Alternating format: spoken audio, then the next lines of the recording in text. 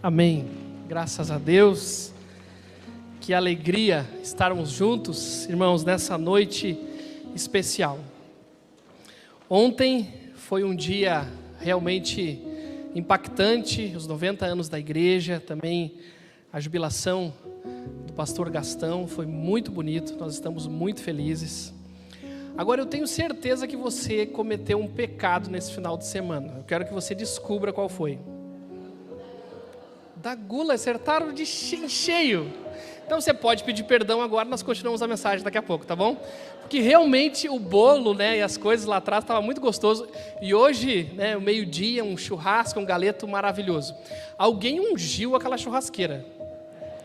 Tem uma unção especial ali, porque é muito gostoso, estava muito gostoso o galeto e foi realmente maravilhoso. Irmãos, é verdade, a gente tem entendido de Deus aí um novo ciclo na nossa vida ministerial e a gente tem conversado com os irmãos da igreja, principalmente nesse final de semana. Mas, pastor Gastão, eu sou muito grato pela sua vida, pela sua família. Na verdade, a gente chega em alguns lugares porque pessoas abrem portas para a gente. Eu cheguei em muitos lugares que o meu pai abriu portas, que outros pastores abriram portas. Por isso eu sou grato a Deus por isso. Conta-se uma história, pastor Gastão, que um pastor de fora veio pregar na igreja. E ele se empolgou e era 9 horas e não terminava, e ele começava a gritar e estava animado. E aí o pastor da igreja, que conhece a igreja, né, vendo o horário, né, o pessoal precisa trabalhar segunda-feira. E o pastor não terminava. Aí o pastor da igreja falou assim para o pregador, cada frase de efeito do pregador, o pastor falava assim: Amém, Faraó.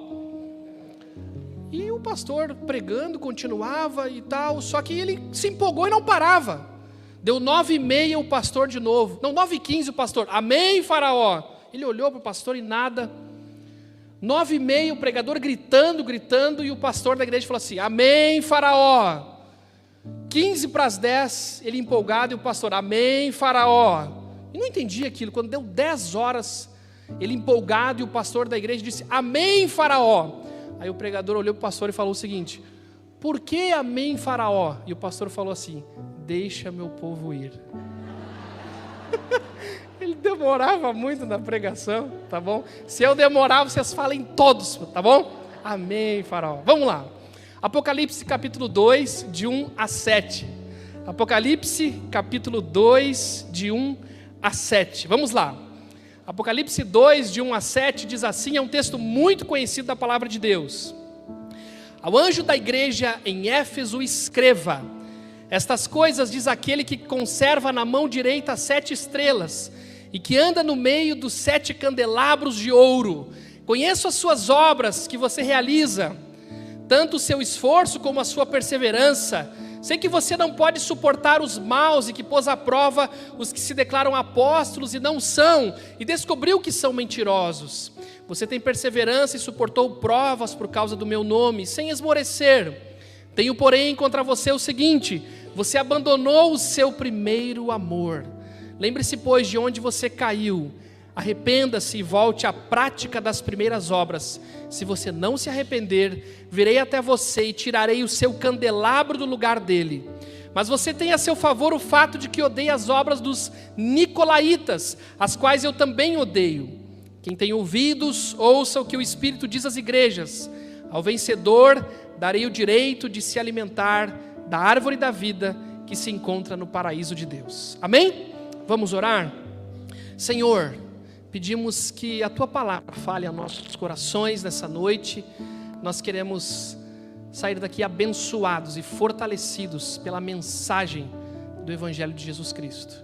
É a oração que faço em nome de Jesus. Amém e amém. Irmãos, o título da mensagem desta noite é este: Volte aos princípios. Volte aos princípios. Nós precisamos voltar aos princípios. Agora deixa eu falar algo importante para você. Você não deve voltar para o seu princípio, mas para o princípio de Deus. A gente tenta voltar para o nosso princípio. Não é para o princípio de Deus. Você precisa voltar para o princípio de Deus, os princípios de Deus. Rui Barbosa disse: só é infeliz o povo cuja esperança se perdeu e cuja fé se petrificou. O povo que perde a esperança e a fé fica petrificada, ele se perde, ele fica confuso, ele é infeliz. Então nós precisamos voltar para Deus e não deixar que a nossa fé fique petrificada. Talvez a sua fé está petrificada, está endurecida, e você tem que voltar para a essência.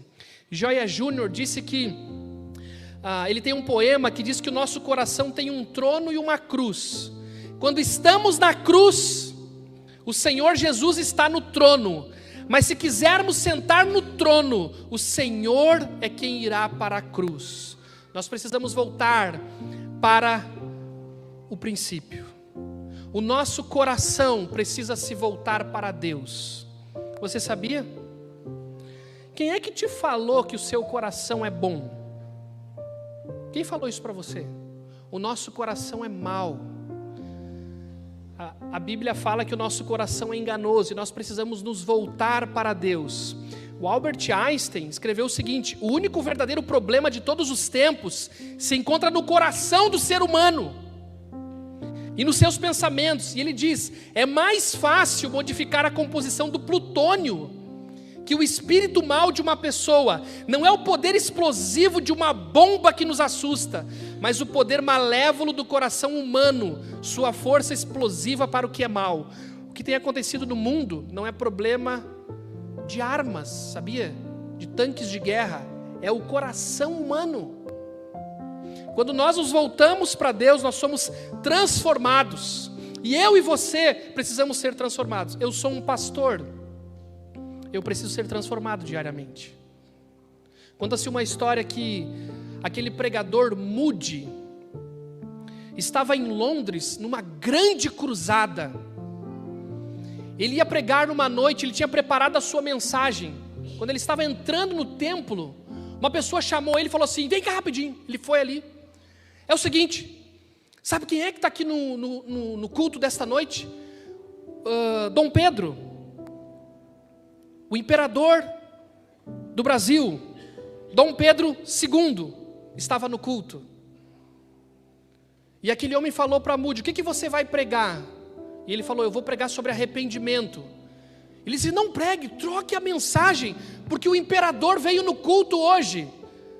Ele ficou quieto e entrou no templo, e no momento da pregação ele começou a pregar sobre arrependimento. E no meio da mensagem, ele olha para Dom Pedro e diz assim: até um imperador precisa se arrepender. Dom Pedro lá adiante fez assim com a cabeça. Nós precisamos voltar para Deus. Você precisa voltar para Deus. Você precisa voltar para os princípios de Deus. Talvez você não tenha noção o quão longe você está. Talvez você está aqui nessa noite de corpo presente, mas o seu coração está longe de Deus. Você está a quilômetros, a milhas de distância do nosso Deus. E você precisa voltar para o Senhor de todo o seu coração. Nós lemos aqui um texto que está no livro, muito obrigado, Vini, no livro de Apocalipse. O pessoal tem medo de Apocalipse. Apocalipse, na verdade, é uma carta de esperança, é um livro sobre Jesus e a sua igreja, é um livro de revelação sobre o Cristo ressurreto. Apocalipse significa descoberta, sem véu, é isso que fala Apocalipse. O propósito de Apocalipse é confortar a igreja no conflito dela contra as forças do mal. O tema do livro de Apocalipse é a vitória de Cristo e de sua igreja sobre Satanás e seus seguidores. Apocalipse é um livro impressionante da Bíblia.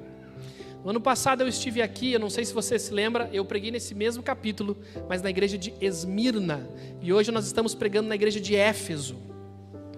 João está numa ilha chamada Patmos, uma ilha vulcânica no mar Egeu. Ele estava lá pela pregação da palavra, ele estava preso não como um criminoso, mas como alguém que anunciava a palavra de Deus, mas que era considerado um criminoso. E essa colônia penal romana, onde se exilavam os prisioneiros políticos, era chamada de Patmos. Eles eram obrigados a trabalhar nas minas daquela ilha, vestindo-se de trapos. E a ilha tinha 32 quilômetros quadrados, era uma ilha nua, vulcânica, com elevações de até 300 metros. E ele esteve lá em Patmos entre 94 e 96 depois de Cristo. João, na ilha de Patmos, ele tem uma visão do Cristo ressurreto. Talvez é a maior visão que a Bíblia relata, ou talvez nos evangelhos a ressurreição de Jesus. Mas essa ressurreição aqui, ela é de uma forma poderosa, gloriosa, porque o Cristo, quando ele vem à terra, ele vem de uma forma serviçal, mas quando ele ressuscita em glória. E João está lá na ilha de Patmos sofrendo por causa do evangelho, e de repente ele toma um susto e vê perto dele um ser, e ele se vira e vê o Cristo ressurreto. Jesus aparece a João numa visão espiritual.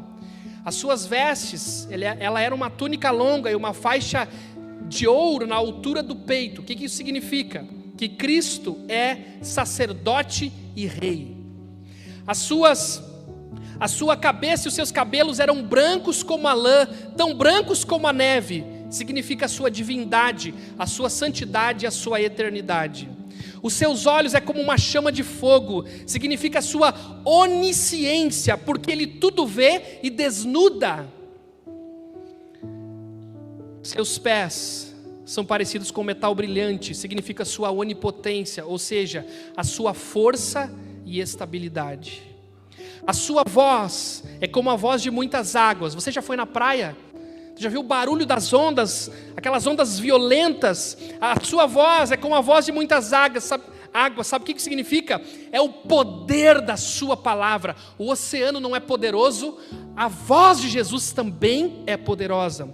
Na sua mão direita ele segurava 7 estrelas, significa que ele age e governa cuidando da igreja.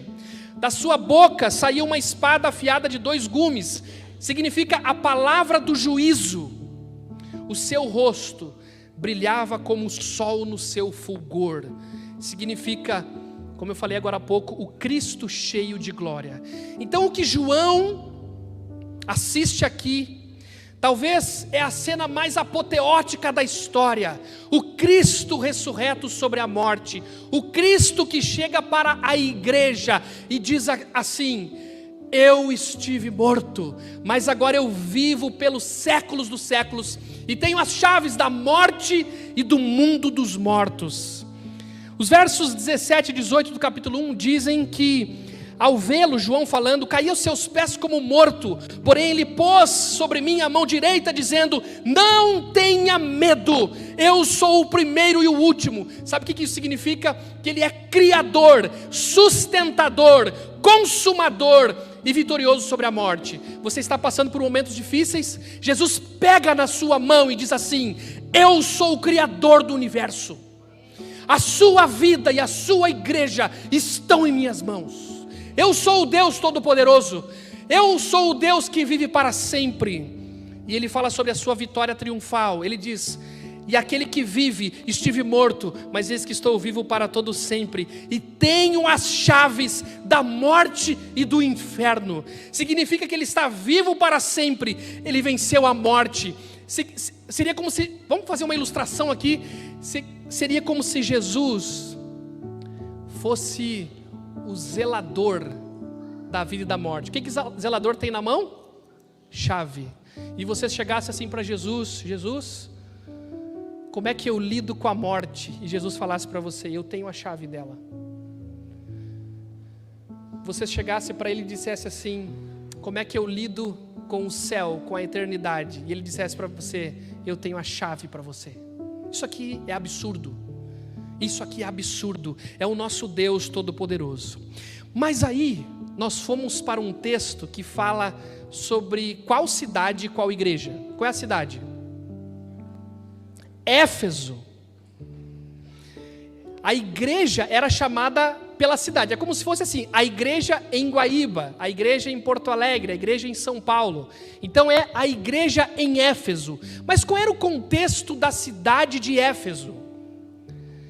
Éfeso era a maior e mais rica e importante cidade da Ásia Menor. Ela era conhecida como a Feira das Vaidades. Tinha pessoas poderosas na cidade de Éfeso. Um escritor romano a chamou de a luz da Ásia. Tinha uma população de cerca de 200 mil pessoas. Era o mais importante porto da Ásia Menor. E lá tinha um problema, tinha um culto a uma deusa chamada Diana. Lá em Atos 19, 35 fala sobre isso. E tinha um templo jônico. O templo jônico era utilizado como sinônimo de grego. Era uma das 7 maravilhas do mundo antigo. Nesse templo havia centenas de sacerdotisas prostitutas sagradas.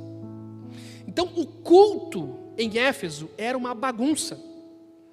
Tinha prostituição, tinha escândalos, tinha uma série de coisas. Uma deusa chamada Diana era adorada naquela cidade. Era uma cidade mística, cheia de superstição, e também um dos centros do culto ao imperador. Paulo, em sua 3ª viagem missionária, esteve em Éfeso por 3 anos. Timóteo foi pastor desta igreja. O apóstolo João pastoreou também aquela igreja. 40 anos depois, Jesus envia uma carta para quem? Sabe para quem? Para a 2ª geração de crentes de Éfeso. Era para a nova geração de Éfeso. Jesus escreveu uma carta para aquele povo. E nós vamos tentar destrinchar um pouco esta carta. Volte aos princípios. Nós vamos ver agora 6 princípios rápidos a serem buscados em Jesus. Primeiro deles, pode passar para nós, o princípio da segurança. O verso 1 do capítulo 2 de Apocalipse fala assim: ao anjo da igreja em Éfeso escreva: estas coisas diz aquele que conserva na mão direita as 7 estrelas e que anda no meio dos 7 candelabros de ouro. O que isso significa? Jesus não só está presente, Ele está também segurando a sua igreja em suas onipotentes mãos. Ele a segura com firmeza, totalmente dentro das suas mãos. Ou seja, a totalidade da igreja está em sua mão e Ele a sustém. Jesus tem a sua igreja em suas mãos. Pergunta: alguém consegue arrancar da mão dele? Ele tem o controle da nossa igreja. Ele tem o controle das nossas vidas. Ele tem o poder de segurar. Ele passa segurança. Irmãos, uma das coisas que nós mais temos na fé é insegurança, sabia? Nós precisamos entender que a nossa fé, ela não é baseada na nossa segurança. A nossa fé é baseada na segurança de Jesus. Se você fala assim: eu sou um crente seguro, eu confio em mim, está errado. Por quê? Você não é seguro porque você confia nas suas capacidades. Você é seguro porque Jesus te segura. Você está entendendo? Uma igreja, ela é segura porque Jesus segura ela. Jesus sustém ela. Jesus tem ela em suas mãos. João 10, 27 e 28 diz: as minhas ovelhas ouvem a minha voz, e eu as conheço, e elas me seguem. Eu lhes dou a vida eterna, jamais perecerão, e ninguém as arrebatará da minha mão. As ovelhas de Jesus ouvem a voz dele. Ele dá a elas a vida eterna. Elas não vão perecer, não serão arrebatadas da mão de Jesus. A mão mais segura do mundo que você pode segurar não é a mão da tua esposa, nem do teu marido, nem dos teus filhos, nem do teu chefe que te dá um emprego, ou do teu subordinado que você precisa de confiança. A mão que te segura é a mão de Jesus. Creia que Jesus sustenta a sua vida e a sua igreja em suas mãos. Confie que Ele está andando entre nós. Jesus está entre nós. Segundo lugar, o princípio da perseverança. Versos 2 e 3 diz assim: conheço as suas obras que você realiza, as obras que você realiza, tanto o seu esforço como sua perseverança. Sei que você não pode suportar os maus e que pôs à prova os que se declaram apóstolos e não são, e descobriu que são mentirosos. Você tem perseverança e suportou provas por causa do meu nome, sem esmorecer. O que isso significa? A palavra grega para obra é kopos, que descreve o trabalho que nos faz suar, o trabalho duro que nos deixa exaustos. Então a igreja de Éfeso era uma igreja trabalhadora, ela chegava à exaustão pela obra de Deus, era um trabalho duríssimo, eles suavam, eles vestiam a camisa. Aliás, nesse final de semana eu pude ver um pouco disso aqui, os irmãos trabalhando com força. Mas tinha mais coisas, havia labor, trabalho intenso. A igreja era como uma colmeia industriosa, disse John Stott. Só que ser crente em Éfeso não era popular. Lá ficava um dos maiores centros do culto ao imperador. Muitos crentes estavam sendo perseguidos e até mortos por não se dobrarem diante de César. Outros estavam sendo perseguidos por não adorarem a grande Diana dos Efésios. Outros estavam sendo seduzidos a cair nos ensinos dos falsos apóstolos. Mas os crentes estavam prontos a enfrentar todas as provas por causa do nome de Jesus. Eles não esmoreciam. Então Jesus faz um elogio àquela igreja. Jesus olha para aquela igreja e diz: vocês são perseverantes, vocês são trabalhadores, vocês vestem a camisa, e mais, vocês têm enfrentado os falsos apóstolos desse mundo que não falam sobre Jesus, vocês conhecem a verdade, vocês sabem quem é de Deus e quem não é, vocês são uma igreja trabalhadora, e mais, vocês são perseverantes. Aliás, irmãos, a fé não é sobre sair correndo. Você sabia disso? A fé é sobre perseverança. Sabia disso? Fé tem a ver com perseverança. Os que perseveram em seguir ao Jesus em meio às lutas. E essa igreja era uma igreja perseverante. Romanos capítulo 5, de 1 a 5, você conhece esse texto, diz assim: justificados, pois, mediante a fé, temos paz com Deus, por meio do nosso Senhor Jesus Cristo, pelo qual obtivemos também acesso pela fé, a esta graça na qual estamos firmes, e nos gloriamos da esperança da glória de Deus. E não somente isto, mas também nos gloriamos nas tribulações, sabendo que a tribulação produz perseverança, a perseverança produz experiência, e a experiência produz esperança. Ora, a esperança não nos deixa decepcionados, porque o amor de Deus é derramado em nosso coração pelo Espírito Santo que nos foi dado. Olha só, a vida com Deus é perseverar. E quando a gente acha que é o nosso fim, talvez você está aqui hoje cansado de perseverar. Você declarou o seu fim. Na verdade, você não está no fim, você está ficando forte, maduro e esperançoso para seguir em frente na sua vida espiritual com Deus. Creia que Deus está vendo e conhece o seu trabalho e sua perseverança na fé em meio aos sofrimentos.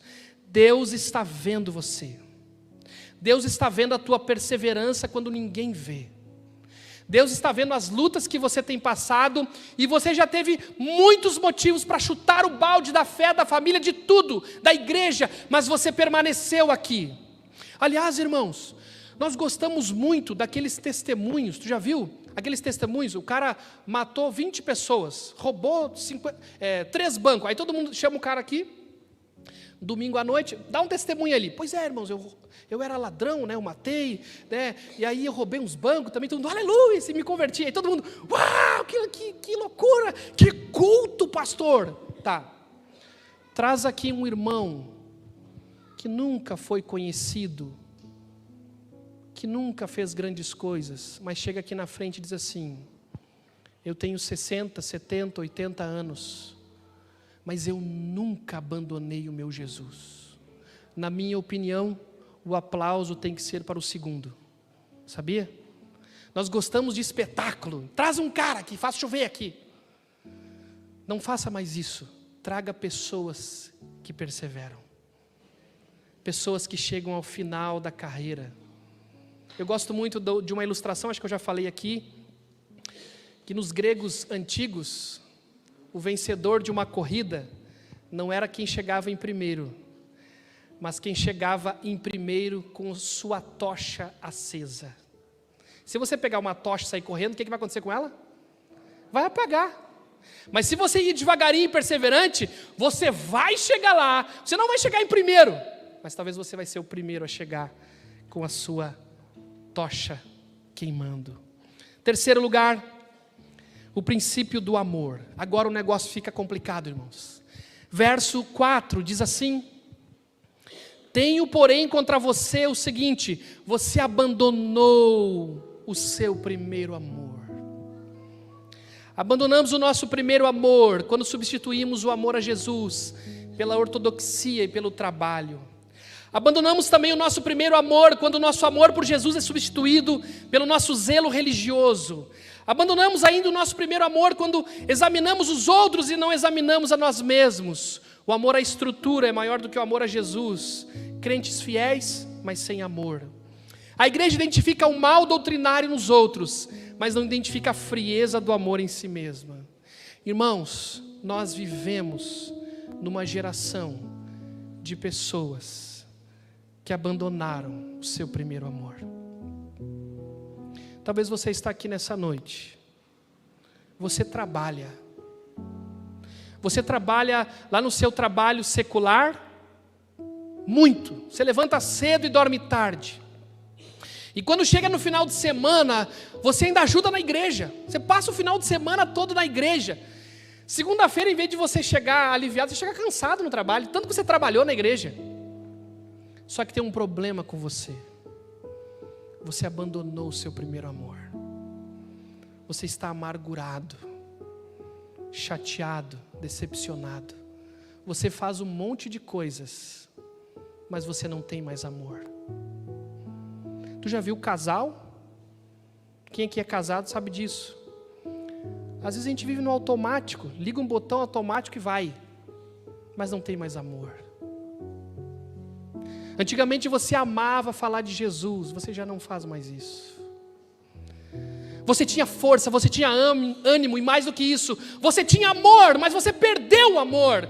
Você está frio, você está indiferente, você está seco, você é desértico por dentro. Ninguém sabe disso, mas Deus sabe disso. Você chega na igreja no domingo à noite, você sorri para todo mundo, mas você é uma pessoa vazia por dentro. Você perdeu o seu primeiro amor. Você se lembra a igreja de Corinto? Lá em Corinto tinha qual discussão? Sobre o quê? Sobre as línguas. Lá tinha os bambambam das línguas. Não, eu falo em línguas estranhas e tal. E tinha línguas. Na verdade, até inclusive o culto da igreja era parecido com o culto de um culto até com sacerdotisas prostitutas, que elas falavam em línguas também. Os estudiosos sabem disso. E o pessoal lá discutindo sobre língua, e bababá, e língua, quem fala em língua, e bababá, e bababá. O que Paulo chega para eles e fala o quê? Fala em línguas para eles? Sabe o que Paulo fala para eles? 1 Coríntios 13, de 1 a 3. Ainda que eu fale as línguas dos homens e dos anjos, se não tiver amor, serei como bronze que soa, ou como símbolo que retine. Ainda que eu tenha o dom de profetizar e conheça todos os mistérios e toda a ciência, ainda que eu tenha tamanha fé a ponto de transportar montes, se não tiver amor, eu nada serei. E ainda que eu distribua todos os meus bens entre os pobres, e ainda que entregue o meu próprio corpo para ser queimado, se não tiver amor, isso de nada me adiantará. Você perdeu o seu amor. Você não tem mais amor. Você abandonou o seu primeiro amor. Você precisa voltar ao princípio. Você precisa voltar ao princípio do amor. Volte a amar a Jesus como você um dia amou. Talvez você sabe tudo sobre igreja. Talvez você sabe vários versículos bíblicos. Talvez as pessoas olhem em você e vejam uma mulher e um homem de Deus. Só que Jesus nessa noite está olhando para você, encarando você, porque Ele conhece você, e está dizendo para você: você não tem mais amor. Você abandonou o seu primeiro amor. Você precisa voltar. Quarto lugar, quarto ponto desta mensagem, o princípio do arrependimento. O verso 5 fala assim: Lembre-se, pois, de onde você caiu. Arrependa-se e volte à prática das primeiras obras. Se você não se arrepender, virei até você e tirarei o seu candelabro do lugar dele. Lembre-se de onde você caiu, para onde precisamos retornar, para o ponto do qual nos desviamos. Não está sendo dito, lembre em que situação caíste, mas de onde caíste. Uma coisa importante, arrependimento não é emoção. Tem muita gente que chora, se arrepende, entre aspas, mas depois volta às mesmas práticas. Arrependimento é decisão, é atitude. Arrepender-se é mudar de mente, é mudar de direção, é voltar-se para Deus, é deixar o pecado. Hoje Deus está falando para você, você precisa abandonar o pecado. Irmãos, vamos ser sinceros, só entre nós aqui. Está tendo alguma diferença do povo que se diz de Deus e o mundo? Sim ou não? Está tudo igual. Sabia? Está igual. Está igual, meu. A gente faz uma firula, mas a gente está igual ao mundo, sabia? Nós estamos iguais. Não tem mais arrependimento. As pessoas estão falando para a igreja, você é maravilhoso, você é lindo, você é doce, você é a última bolachinha do pacote, você é a única Coca-Cola do deserto. Sabe o que você é? Você é um miserável que precisa se arrepender. Você precisa se arrepender e voltar para Deus. Essa carta aqui foi escrita para quem? Para uma igreja. E ter frutos do arrependimento. Há uma solene advertência à igreja, caso ela não se arrependa. Um candelabro é um castiçal com vários braços, múltiplas velas, normalmente 7. Candelabro é feito para brilhar. Se ele não brilha, ele é inútil, desnecessário. A igreja não tem luz própria, ela só reflete a luz de Cristo. Mas se não tem intimidade com Cristo, ela não brilha. Candelabros são tirados do seu lugar quando não tem luz, e não tem luz porque não tem amor. Irmãos, uma das frases que eu mais odeio é aquelas frases que normalmente a gente vê naquelas entrevistas com artistas. Vamos passar a sua carreira limpo. Algum arrependimento? Nenhum arrependimento. Nenhum. Se você fala assim, eu não tenho nenhum arrependimento, você está com sérios problemas. Como é que foi? Como é que está a tua vida? Tudo bem. Como é que foi a tua história aí? Como é que está as coisas? Nenhum arrependimento. Nenhum. O crente, ele se arrepende todo dia. Sabia? O crente se arrepende todo dia. Ele se volta para Deus todo dia. Se você acha que você está bem, é porque tu está mal. Deixa eu falar uma coisa para vocês. Às vezes eu estou achando que eu estou bem. Aí eu pergunto para minha esposa. A gente senta às vezes. Valéria, fala real sobre mim. Quando ela fala, eu me assusto. Maridos, senta um dia no sofá da tua casa, mas não fica brabo. E diz assim, seja sincera. Fala como é que eu estou. Cara, tu vai te apavorar como tu está. E as esposas, vai lá no salão de beleza, tô bonita? Tô, vamos sentar aí. E por dentro? Vamos sentar mais um pouquinho, vamos conversar. Será que tá legal também? A gente não tem noção como a gente está, sabia? A gente não tem noção como a gente está. Jesus sabe como a gente está. Ele sabe. Talvez eu estou aqui na frente, diante de vocês, feliz da vida aqui, e Jesus está olhando para mim, João, tu tá mal, meu. Tu tá mal, meu. Tu tá com problema, meu. Nós precisamos nos arrepender. Você quer viver um tempo de refrigério na sua vida? O que você precisa? Trabalhar mais? Você quer ter prosperidade? Quem que quer ter prosperidade? Não vamos ser hipócritas, levante a mão. Sabia que você não precisa trabalhar? Você quer ter prosperidade? Se arrependa. Porque enquanto você não se arrepender, a porta vai ficar trancada. Eu tenho falado para alguns amigos meus, eles chegam, pastor, a minha vida está trancada, nada dá certo. Nada dá certo. O que eu faço? Eu digo assim, se arrependa. Atos 3, 19 e 20 diz assim, portanto, presta atenção, arrependam-se e se convertam para que sejam cancelados os seus pecados. Olha a continuidade. A fim de que, da presença do Senhor, venham tempos de refrigério. Você quer viver refrigério? Tomar uma aguinha gelada embaixo da árvore. Arrependimento. E que Ele envie o Cristo que já foi designado para vocês, a saber, Jesus. Lembre de onde você caiu. Arrependa-se e volte a ter uma fé prática. Se você tem andado muito orgulhoso, é porque você está mal. Sabia? Se você está muito orgulhoso, é porque você não tem noção de que você precisa se arrepender. Você precisa se voltar para Deus. Quinto lugar, o princípio da pureza. Verso 6 diz assim: mas você tem a seu favor o fato de que odeia as obras dos nicolaítas, as quais eu também odeio. O que é isso, pastor? O que tem a ver os nicolaítas com pureza? Não estou entendendo. Os nicolaítas eram os destruidores do povo. Eles pregavam uma nova versão do cristianismo, um evangelho liberal. Queriam aproveitar o melhor da igreja e o melhor do mundo. Incentivaram os crentes a comer e a beber coisas sacrificadas aos ídolos. Ensinavam que o sexo antes e fora do casamento não era pecado. Eles estimulavam a imoralidade. A igreja de Éfeso tinha se tornado uma igreja imoral. Nos arraiais da igreja, a imoralidade está correndo solta.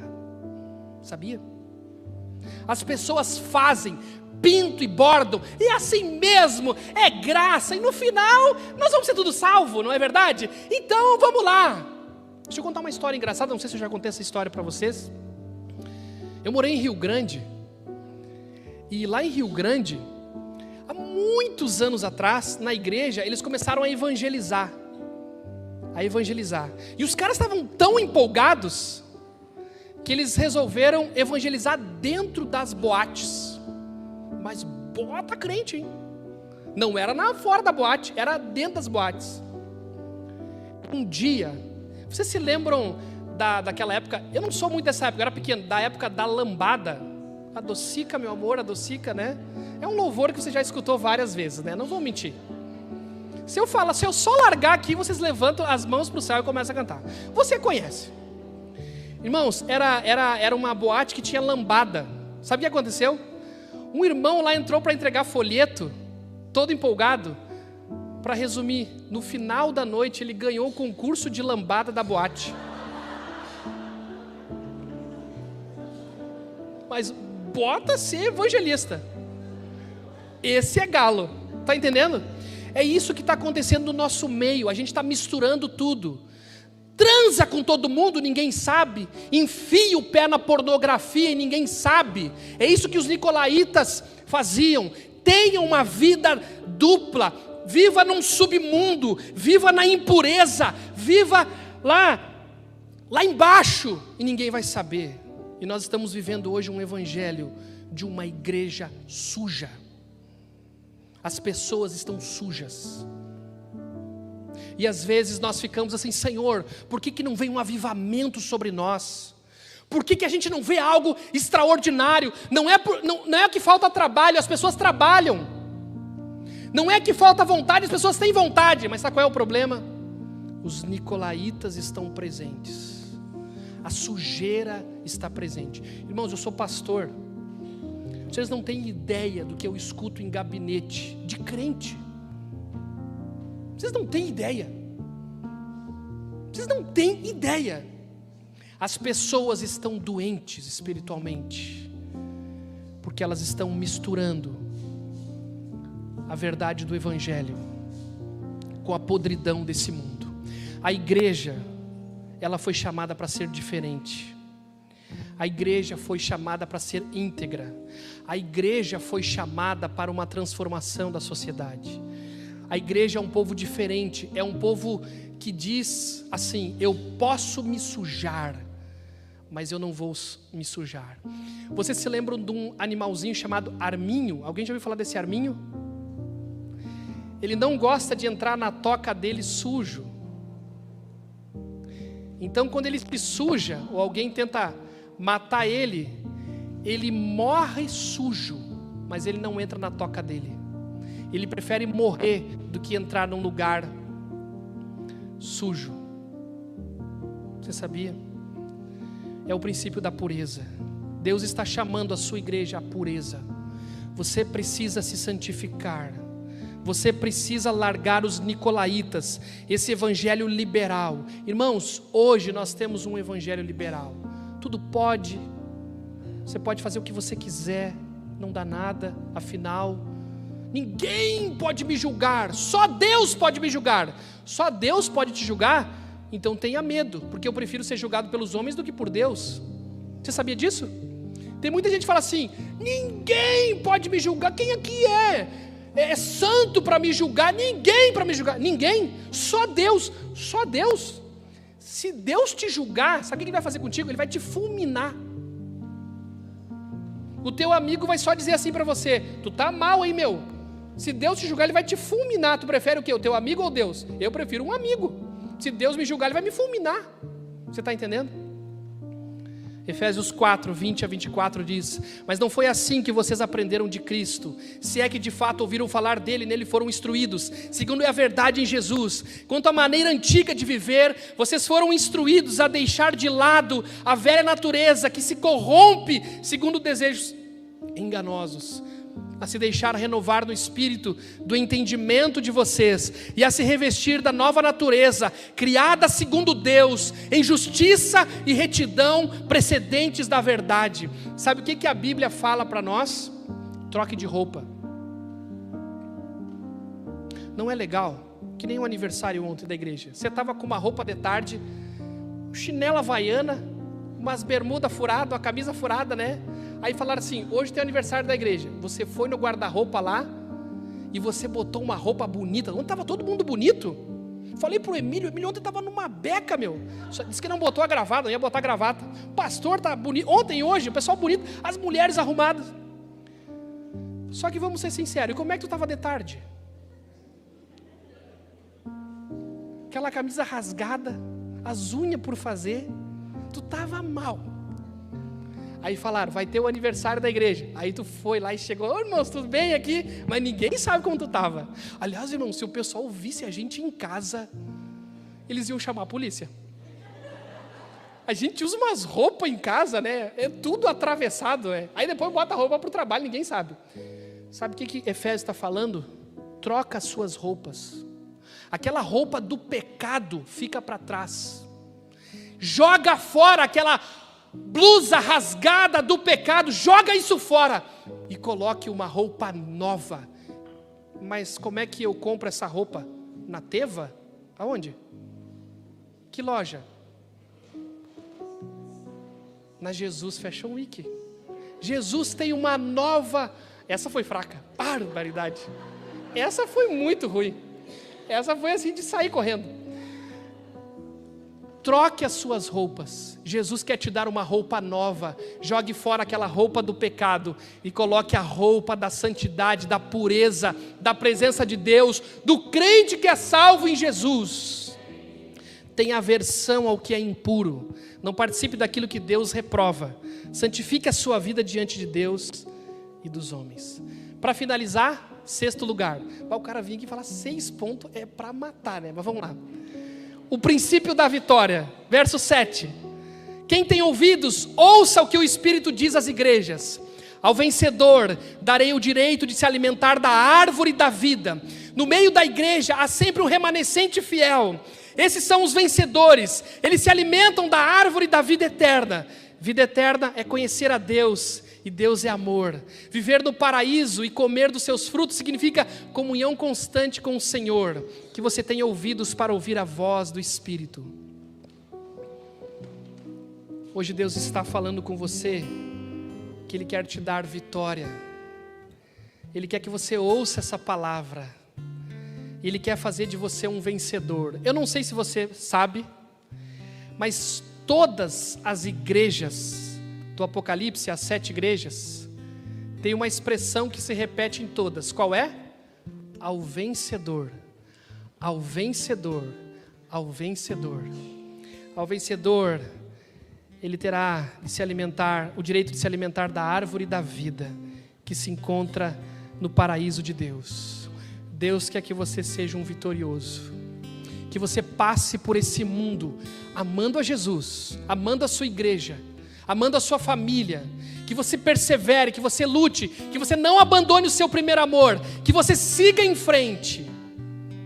E lá em Romanos capítulo 8, 37 e 39 diz: em todas estas coisas, porém, somos mais que vencedores, por meio daquele que nos amou, porque eu estou bem certo de que nem a morte, nem a vida, nem os anjos, nem os principados, nem as coisas do presente, nem do porvir, nem os poderes, nem a altura, nem a profundidade, nem qualquer outra criatura, poderá nos separar do amor de Deus, que está em Cristo Jesus, o nosso Senhor.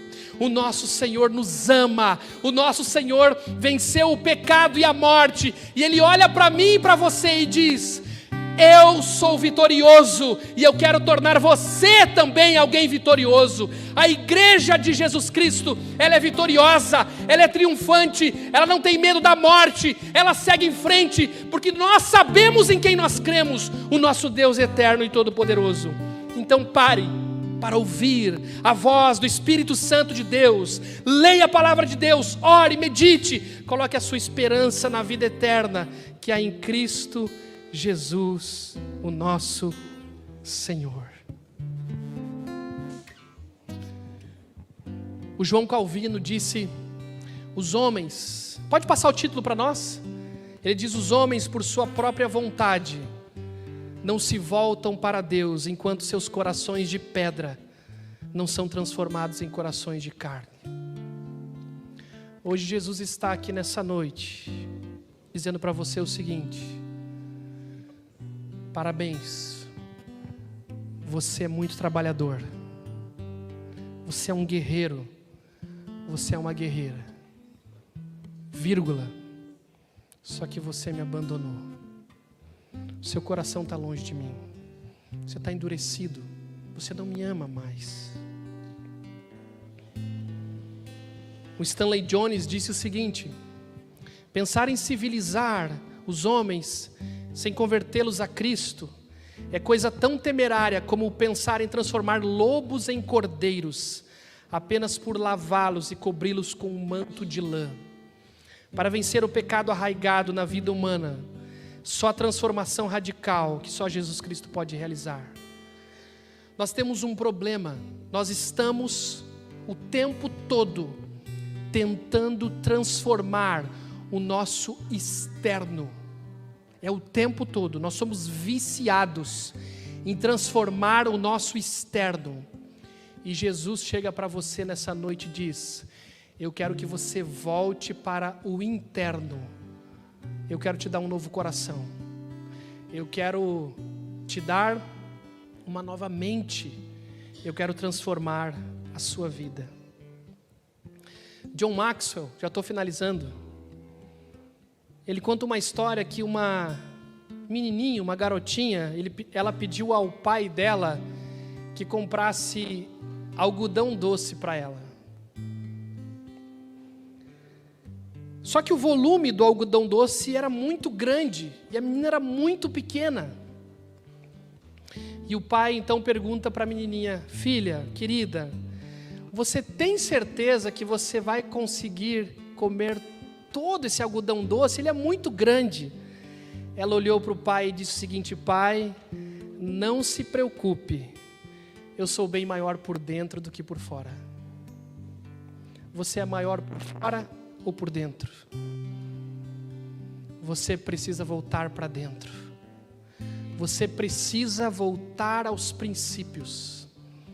Você precisa voltar para Deus. Eu quero fazer um apelo aqui nessa noite.